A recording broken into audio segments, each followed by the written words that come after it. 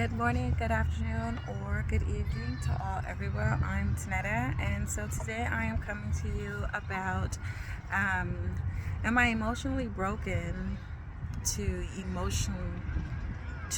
cause emotional trauma?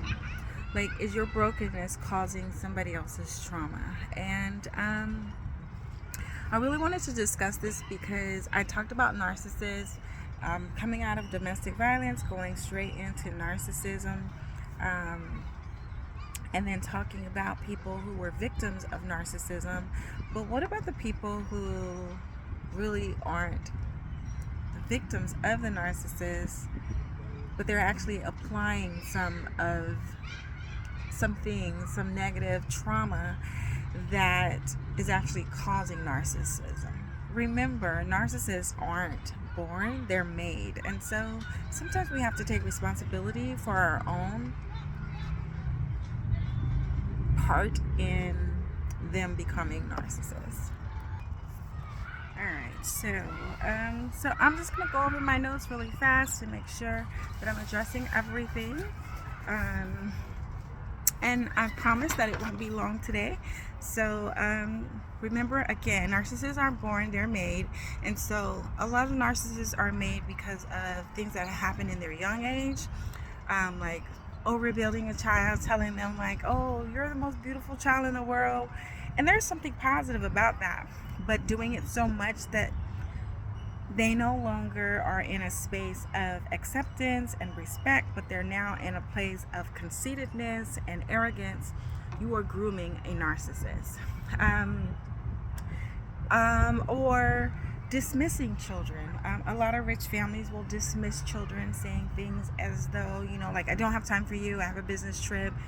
These are children that have this sense of entitlement because their parents have not really been there for them, so they're feeling like I'm entitled to do all this stuff because their parents have given them they've afforded them to say, oh, you're entitled to drive the new Mercedes while I'm gone, or spend $1,000 for the week, or $2,000, whatever it is, and they have that. And so they're looking to be validated in so many different kinds of ways, and they can get into the narcissist personality disorder. Also, struggling parents actually leaving their children, them to feeling this sense of entitlement or not being heard, so it's kind of like the same thing. They're just they're on two sides of the spectrum. One is rich and they're really not being heard and not cared for, and then the one is poor and they're not being really heard or cared for because mom or dad is too busy doing whatever that they do. So the disclaimer is, remember, although I might be practicing some therapy, I do not practice it here, and no social media should be giving you that anywhere. And so please go and find a therapist to help you through whatever you're going through. Also, remember this, that if you like the video, go ahead and give the thumbs up at the end. If you want to subscribe, please do.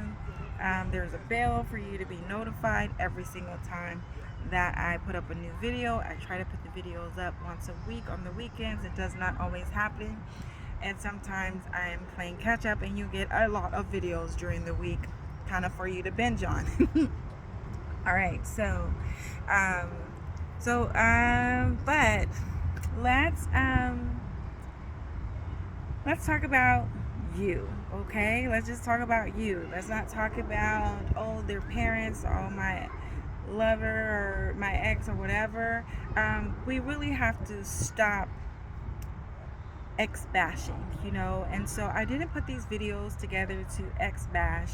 I have shared my testimonies to share my testimonies, but not to ex bash. I have stated things that, oh, an ex may have done, something that has happened, but it's not to ex bash, and I want to put that clearly out. It's not okay to ex bash, to really, go out there and make these negative remarks about people, and it's not true whatsoever. And even if some things are true, some things are meant to be left between you and the ex, no matter how difficult things were. well, that's not always true, because if it's domestic violence, I need you to speak up and tell somebody. But I just want to put that disclaimer here too.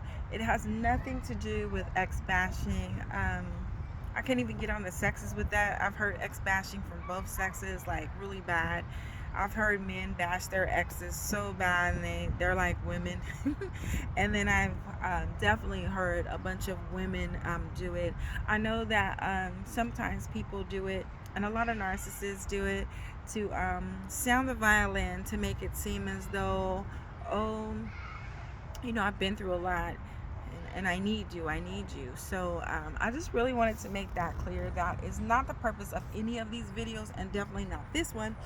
And so this one is pretty much because you have to take your own accountability for some things. Your ex is not responsible for you. So you have to say, what about me?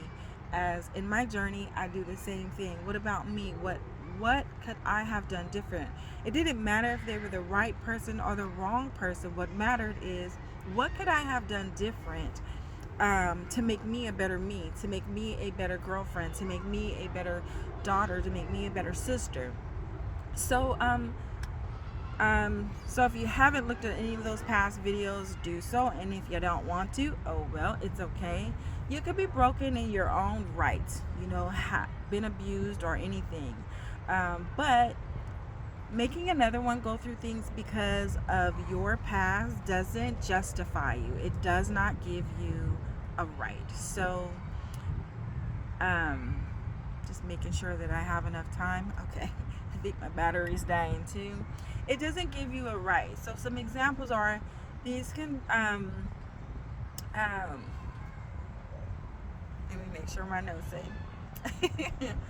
Oh, okay, so I'm not getting into the examples, but it doesn't give you the right to say, oh, I've been through this. And I do know people that will say, even clients so much, that will say, well, they know what I've been through. So because they know what I've been through, it doesn't give you the right to abuse them and justify with, well, you know what I've been through. Just because you've been through the storm doesn't mean that you can't get out of it. You have to make the choice to get out of the storm.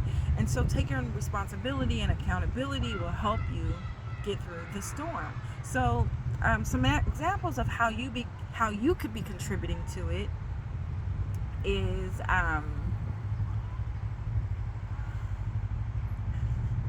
sorry. Okay.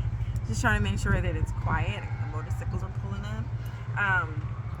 And these could be applied to any relationship, parent, child, boss, worker, siblings, church folk, the pastors, the layperson.